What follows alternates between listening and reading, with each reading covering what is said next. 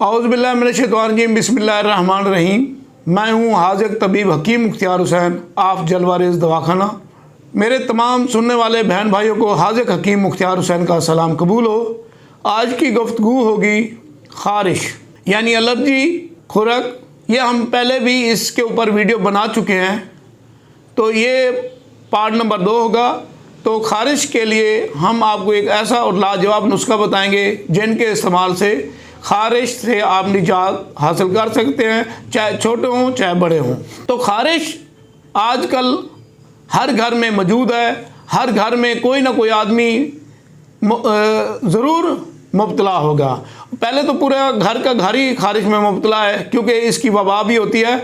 और दूसरा, आज दरियाओं में पानी आया हुआ है, जिसकी वजह से ये गैस वगैरह ख़ारिज होती है। क्योंकि ये दरिया का जो पानी होता है तो ये खुश्क जगह पे चला जाता है, जहाँ से वबा पैदा हो जाती है, फैल जाती है।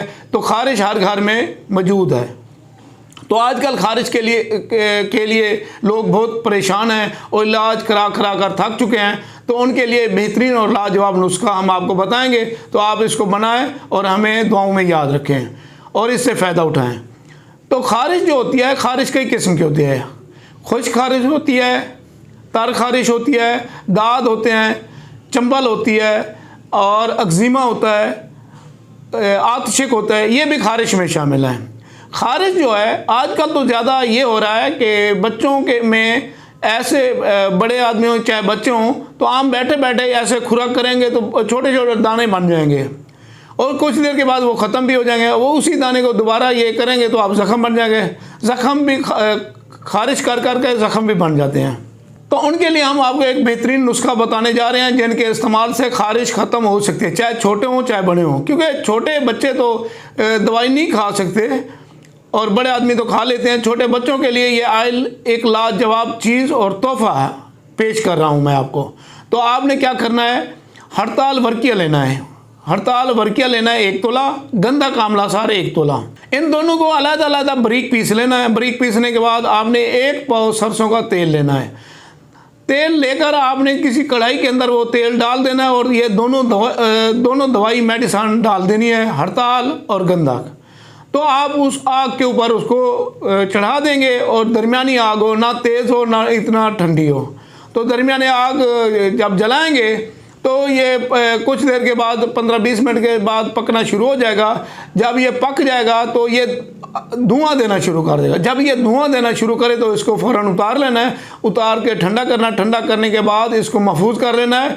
महफूज करके इसको रख लेना है। तो इंशाअल्लाह ये आपका लाजवाब तेल तैयार हो गया। और जिस आदमी को ख़ारिश है तो ये तेल की मालिश करें, रात को लगाएं और सुबह नहा लें, सुबह लगाएं शाम को नहा लें। इसी तरीके से आप 2-4 दिन 5 दिन हफ्ता करेंगे तो ख़ारिश ख़त्म हो जाएगी। और इससे बचने के लिए आपने क्या करना है, एक तो आपने गर्म चीज़ों का इस्तेमाल कम करना है।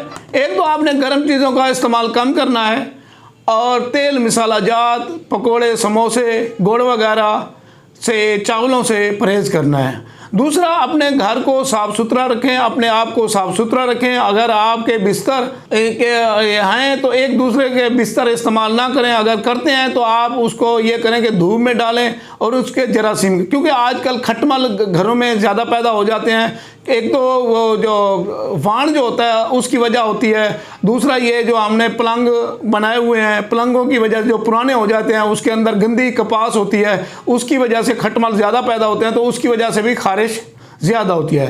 तो अगर ये ऐसे कोई पुराने और गंदे पड़े हैं तो उसको बाहर फेंक दें और साफ़ सुथरा घर को रखें और बिस्तर को धूप में डालें। तो इंशाल्लाह आप ख़ारिश से बच सकते हैं। क्योंकि ख़ारिश एक बहुत सख्त अमराज है। इसमें इंसान को बहुत ज़्यादा तकलीफ़ होती है। ख़ारिश करने के बाद एक आदमी को हो गई तो पूरे घर को ख़ारिश हो जाएगी। तो इसको बचने के लिए आप इन चीज़ों का तदारुक करें, इनसे बचें, तो इंशाल्लाह ख़ारिश से आप बच सकते हैं। और खाने के लिए मैंने पहले एक नुस्खा बता दिया था ख़ारिश की वीडियो में, वो आप खाने के लिए बड़े आदमी इस्तेमाल कर सकते हैं और छोटों के लिए आयल इस्तेमाल करें।